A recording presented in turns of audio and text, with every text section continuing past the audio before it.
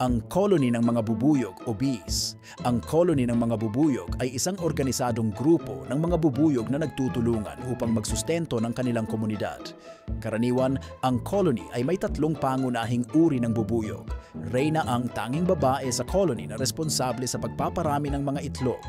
Mga manggagawa, ang mga babae na hindi nagkakaroon ng mga itlog at gumagawa ng mga trabaho sa loob ng colony tulad ng pag-aalaga sa mga insekto, pagtipon ng nectar at paggawa ng mga wax cells. Mga drone, ang mga lalaking bubuyog na may pangunahing layunin ay mag-fertilize ng mga itlog ng reyna.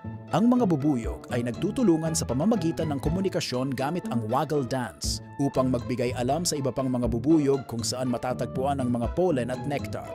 Buti pa ang bubuyog nagtutulungan, naaasahan ang isa't isa.